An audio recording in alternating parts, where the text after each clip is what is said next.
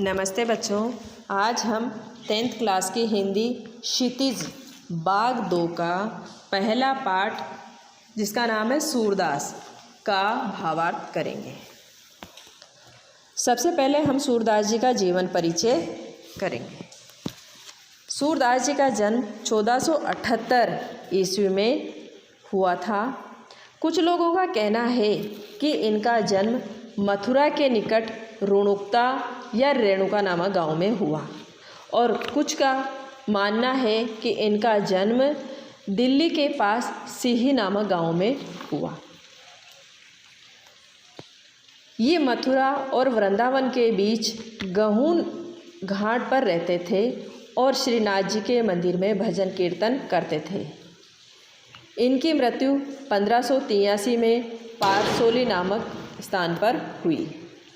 इनके द्वारा 3 ग्रंथ लिखे गए हैं। पहला है सुरसागर, दूसरा साहित्य लहरी और तीसरा है सुरसावली। ये वात्सल्य और श्रृंगार रस के श्रेष्ठ कवि माने जाते हैं। अब हम इसके पहला पद का भावार्थ करेंगे।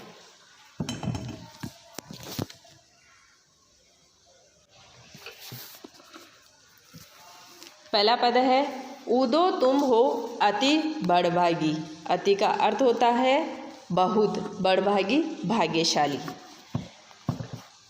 गोपियाँ उद्धव से कहती है कि हे उद्धव तुम बहुत भाग्यशाली हो। अपरस रहत सनेऊ तगाते नाहिन मन अनुरागी। स्नेह यानी प्रेम, तगा यानी बंधन। क्योंकि तुम प्रेम के बंधन से दूर हो, प्रेम के बंधन से मुक्त हो गए हो। पुरीन पात रहत जल भीतर तारस देहन दागी। पुरहीन यानी कमल, पात यानी पत्तियाँ, कि जैसे कमल के फूल की पत्तियाँ जल में रहकर भी जल से ऊपर ही रहती है, उस पर जल का कोई दाग नहीं लगता है। अर्थात जो कमल के फूल की जो पत्तियां हैं वो रहती तो पानी के अंदर है, लेकिन फिर भी वो पानी के बाहर निकली हुई रहती है और उसमें पानी का कोई भी दाग नहीं लगता है। जो जल माह तेल की गागरी बूंद नता को लागी।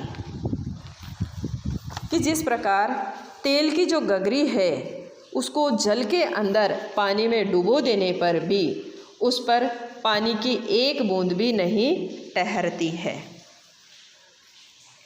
प्रीति नदी में पाँव न बोरियो दृष्टि न रूप परागी। गोपियाँ उद्धव से कहती है कि तुमने प्रेम की नदी में अभी तक पाँव भी नहीं रखा है।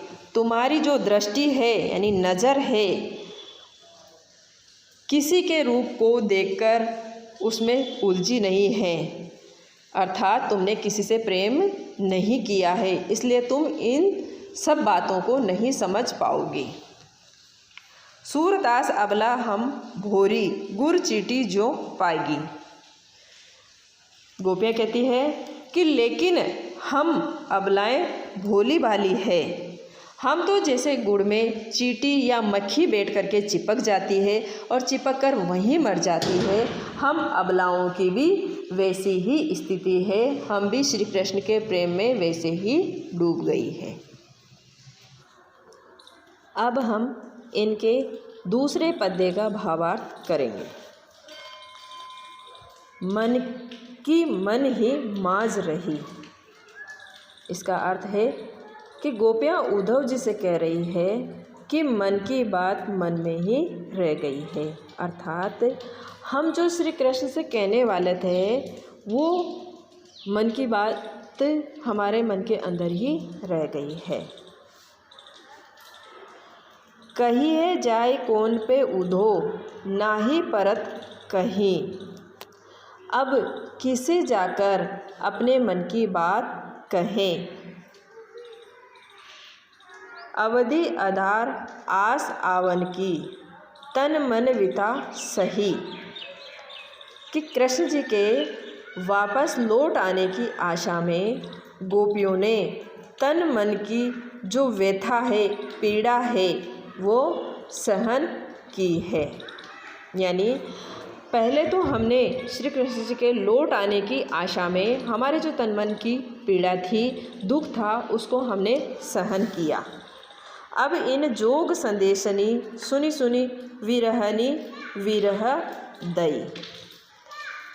लेकिन अब श्री कृष्ण के लौटकर नहीं आने का जो योग संदेश है, उसे सुनकर गोपियाँ उनके दुख में टूट सी गई है, जल सी गई है।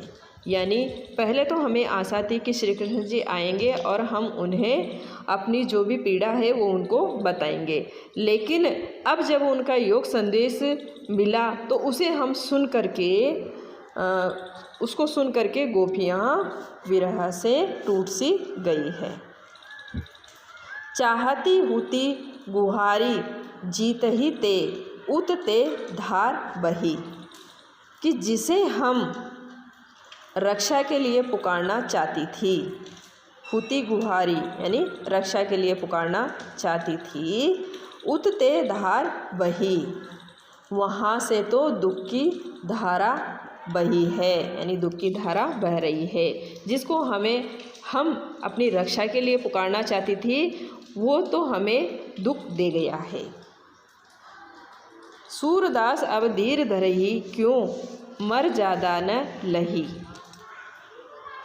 गोपियाँ कहती है कि अब हम क्यों मर्यादा धारण करें। धरही यानी धारण करें। जब श्री कृष्ण ने हमें त्याग ही दिया है तो हमारी सारी मर्यादाएं नष्ट हो गई है। यानी कि हम अब मर्यादा को क्यों धारण करें, जब श्री कृष्ण ने हम लोगों को त्याग ही दिया है तो हमारी भी सारी मर्यादाएं नष्ट हो गई है। बच्चों, आज हम पहले और दूसरे पद्य का ही भावार्थ करेंगे।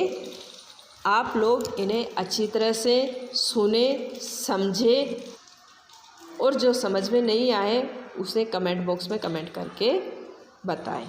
धन्यवाद।